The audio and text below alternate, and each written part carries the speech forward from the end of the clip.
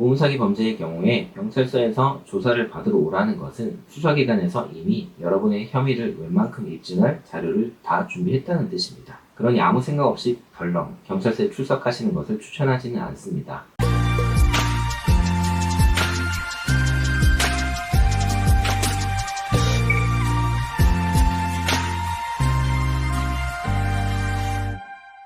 안녕하세요. 변집사TV 한상현 변호사입니다. 오늘은 제가 수임해서 불송치 결정을 받은 보험사기 사건을 하나 소개해 드리려고 합니다. 예전에는 이런 담보가 없었는데 몇 년 전부터 판매를 많이 하고 있는 보험의 담보를 보면 응급실 내원 보험금이라는 것이 있습니다. 말 그대로 응급실에 가기만 하면 약정한 보험금을 지급해 준다는 보험 담보입니다. 상품에 따라서 가입 금액은 3만원에서 5만원 정도입니다. 담보 이름만 보면 정말 응급한 상황에서 응급실에 내원한 경우에만 지급하는 것으로 볼 수도 있는데 비응급 상황에서 응급실에 내원해도 보험금이 지급됩니다. 보험사에서는 이런 상품을 개발하고 많은 광고를 하면서 전략적으로 상품을 판매하기도 하였습니다. 이번 사건의 의뢰인도 응급실 내원 보험금 담보가 있는 보험 상품에 가입을 했었고 당연히 응급실에 내원한 경우에 보험금을 청구해서 약정한 보험금을 지급받았습니다. 그런데 갑자기 경찰서에서 보험사기로 진정이 접수되었다고 조사를 받으러 오라는 연락을 받았습니다. 진정의 내용은 응급실 내원 보험금을 받기 위해서 병원 운영 시간에 외래로 방문해서 치료가 가능한데도 불구하고 일부러 응급실에서 치료를 받았다는 것입니다. 의뢰인은 사정이 있어서 응급실에 자주 내원을 하게 된 것인데 진정을 받은 부분이 억울하다고 하면서 저희에게 사건을 의뢰하셨습니다. 사건을 수임한 이후 저희는 정보공개 요청을 통해서 진정의 내용을 확인했습니다. 증거자료로 보험사에서 제시하는 보험금 지급 내역서 상에는 응급실 내원 보험금 지급 일자와 금액이 나와 있었는데 이 서류만 본다면 응급실 내원 횟수가 많아 보이기도 했습니다. 그러나 말씀드렸다시피 의뢰인은 사정이 있었습니다. 의뢰인은 남편과 택배 일을 하고 있었는데요. 업무가 끝나는 시각은 보통 저녁 7시에서 8시 사이였습니다. 그리고 의뢰인이 거주하는 지역은 대도시가 아니라 소규모의 도시로서 거주지 근처에 병원이 많지 않은 상황이었습니다. 인근 병원은 평일 같은 경우 오후 4시 반 정도가 되면 더 이상 접수를 받지 않았는데요. 그런 환경에서 의뢰인이 병원을 가려면 일을 하는 중간에 병원에 가야 했고 환자에 비해서 병원이 턱없이 부족한 현실에서 한번 내원하면 대기 환자들로 인해서 2시간 넘게 병원에서 기다려야 했습니다. 또한 병원 역시 일과 시간에 대기 환자가 너무 많이 접수를 하면 바로 진료가 가능한 응급실로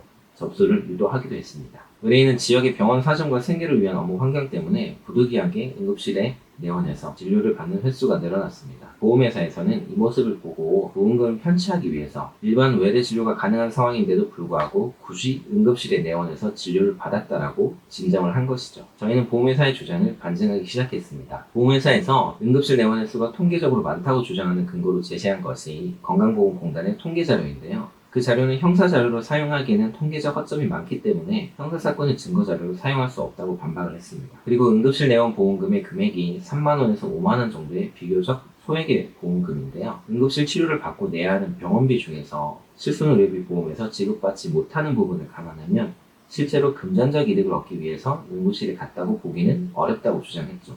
그리고 의뢰인이 실제로 가입한 보험계약은 총 3개 정도였는데 일반적인 보험사기 사건의 경우와는 많이 다르고 의뢰인의 수입이나 자산 등을 전체적으로 고려하면 비교적 소액의 보험금인 이 응급실 내원 보험금을 지급받기 위해서 오히려 응급실에 내원했다고 보기는 어렵다고 주장했습니다. 결국 수사기관은 보험사의 주장과 저희 주장을 모두 듣고 의뢰인에게 혐의가 없다는 내용으로 불송치 결정했습니다.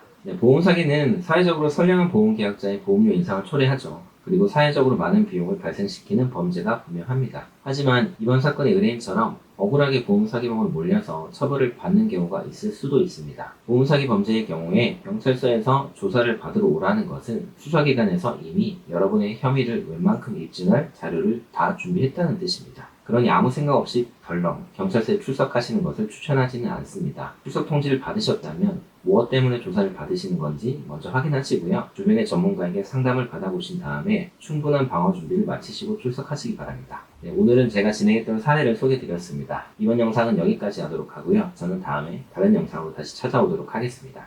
변집사TV의 한세영 변호사였습니다. 안녕히 계십시오.